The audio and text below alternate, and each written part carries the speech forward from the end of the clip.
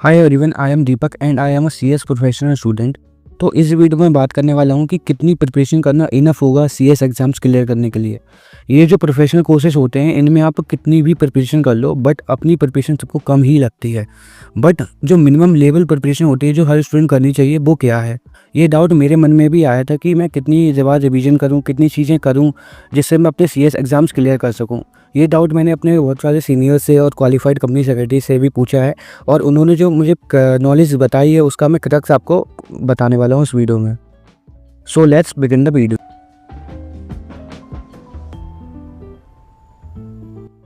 So the first point is 100% syllabus coverage.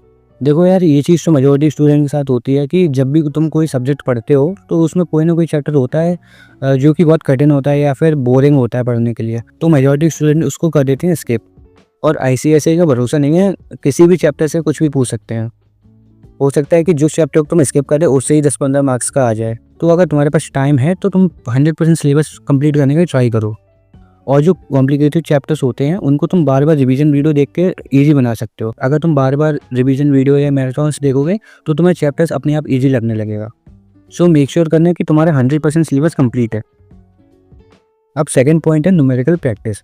अब numerical practice तो सबको करनी चाहिए बट मेजॉरिटी स्टूडेंट नहीं करते हैं। मेजॉरिटी स्टूडेंट सोचते हैं कि लास्ट मंथ में कर लेंगे, बट लास्ट मंथ होता है केवल रिवीजन करने के लिए, उसमें तुम प्रैक्टिस नहीं कर सकते, उसमें तुम्हें टाइम भी नहीं मिलेगा प्रैक्टिस करने का। तो अब जितना भी टाइम बचा है 4-5 महीने का, तुम न्यूमेरिकल्स प्रैक्टिस अभी से स्टार्ट कर दो। अब तुम न्यूमेरिकल्स जितने बार प्रैक्टिस करोगे वैसे ही तुम्हें उसके फॉर्मूलाज, फॉर्मेट, प्रेजेंटेशन सब याद होने लगेंगे अपने आप। और अगर न्यूमेरिकल्स पूछे जाते हैं एग्जाम में तो ज़्यादातर चांसेस है कि तुम्हें फुल मार्क्स मिलेंगे, चाहे सीएस एग्जीक्यूटिव हो या प्रोफेशनल हो, सब में न्यूमेरिकल्स पूछे जाते हैं और न्यूमेरिकल्स प्रैक्टिस करना बहुत इंपॉर्टेंट है। अब अगला पॉइंट है अमेंडमेंट। अब बहुत लोग कहते हैं कि अमेंडमेंट से ज़्यादा 5 मार्क्स का आता है, बट किसी अटेम्प्ट में 10 से 15 मार्क्स का भी पूछ लिया था। अभी दिसंबर 24 में एसएमसीएफ में 10-15 मार्क्स का पूछा गया था अमेंडमेंट से। और जो अमेंडमेंट होती है उनमें कुछ फालतू की चीज़ें होती हैं और कुछ इंपॉर्टेंट चीज़ें भी होती हैं, तो इंपॉर्टेंट चीज़ें बहुत अच्छे से करना ज़रूरी है। और जो अमेंडमेंट होती हैं वो ऑलमोस्ट 2 महीने पहले आ जाती हैं, तो मेक श्योर कि आप उसको एडवांस में कर लो और अमेंडमेंट को बिल्कुल भी स्किप नहीं करो। अब जो बहुत इंपॉर्टेंट चीज़ है वो है past papers and mock test. So सबसे पहले पास्ट पेपर के बारे में बात करते हैं। पास्ट पेपर्स एग्जाम पैटर्न को समझने के लिए बहुत इंपॉर्टेंट होते हैं। जब तुम किसी सब्जेक्ट के पास्ट पेपर्स को एक बार गो थ्रू कर लोगे तो तुम्हारे पढ़ने का तरीका ही चेंज हो जाएगा। तुम्हें अपने आप समझ में आने लगेगा कि कौन कौन से इंपॉर्टेंट एरियाज हैं, किस एरिया पर ज़्यादा फोकस करना चाहिए, कौन से क्वेश्चन पूछे जाते हैं, किस टाइप के क्वेश्चन पूछे जाते हैं, और तुम्हारी उस सब्जेक्ट को पढ़ने की पूरी अप्रोच ही चेंज हो जाएगी। और अगर तुम्हें सीएस प्रोफेशनल के पास्ट पेपर चाहिए सारे के सारे, तो मैं डिस्क्रिप्शन में एक लिंक दे रहा हूँ, उसमें तुम्हें जून 2009 से जून 2024 तक के सारे पास्ट पेपर्स मिल जाएंगे सीएस प्रोफेशनल के। तो तुम वहाँ से पास्ट पेपर्स देख सकते हो और तुम्हें मेक श्योर करना है कि तुम सारे के सारे पास्ट पेपर्स देख लो एक बार। अब बात करते हैं मॉक टेस्ट के बारे में। अगर तुम मॉक टेस्ट सॉल्व कर लेते हो तो इससे तुम्हें बहुत सारे बेनिफिट होते हैं। इससे तुम्हारा टाइम मैनेजमेंट इंप्रूव होता है, तुम्हारी राइटिंग प्रैक्टिस होती है, तुम्हारी लिखने की स्पीड इंक्रीज होती है।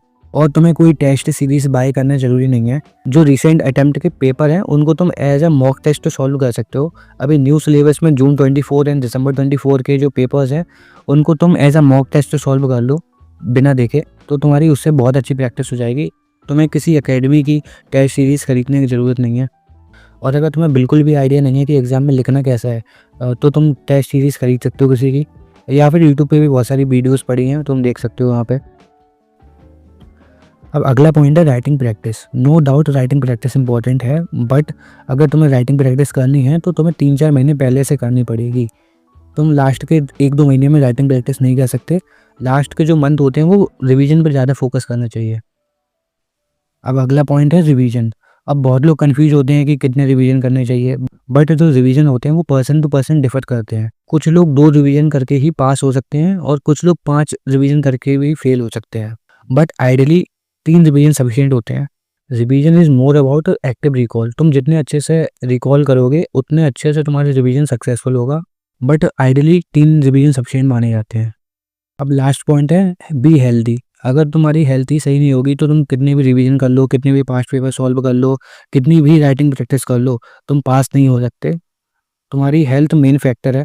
तो इन सब पॉइंट में अगर जो मेन इंपॉर्टेंट चीज़ है वो है बी हेल्दी। अब क्या तुम ये सारी चीज़ें करके पास हो सकते हो, इसकी कोई गारंटी नहीं है। तुम्हें अपने अकॉर्डिंग इन चीज़ों को देखना पड़ेगा कि कौन से एरियाज़ तुम्हारे स्ट्रॉन्ग हैं और कौन से एरियाज़ वीक हैं। फॉर एग्जांपल अगर तुम्हारी राइटिंग प्रैक्टिस और न्यूमेरिकल प्रैक्टिस अच्छी है, तो तुम ज़्यादा टाइम दे सकते हो रिवीजन पे। बट किसी-किसी की रिकॉर्डिंग पावर ज़्यादा अच्छी होती है, तो वो कम रिवीजन कर सकते हैं और राइटिंग प्रैक्टिस पे ज़्यादा फोकस कर सकते हैं। तो ये चीज़ें पर्सन टू पर्सन डिफ़र करेंगी। तुम्हें अपने अकॉर्डिंग देखना है कि तुम्हारे कौन से एरियाज़ वीक हैं। तो तुम इन चीज़ों को एज़ अ बेंचमार्क सेट कर सकते हो कि तुम्हें मेक श्योर करना है कि तुम्हारे एग्ज़ाम के 2 महीने पहले ये सारी चीज़ें कंप्लीट हो चुकी हैं। तुम्हारा 100% सिलेबस कंप्लीट है, तुमने न्यूमेरिकल प्रैक्टिस कर ली है, तुमने राइटिंग प्रैक्टिस कर ली है, तुमने 5 पेपर गो थ्रू कर लिए हैं, तुमने मॉक टेस्ट सॉल्व कर लिए हैं। तुम अपनी प्रिपरेशन इससे ज़्यादा भी कर सकते हो। तुम हो सकता है कि 5 बार रिवीजन कर लो।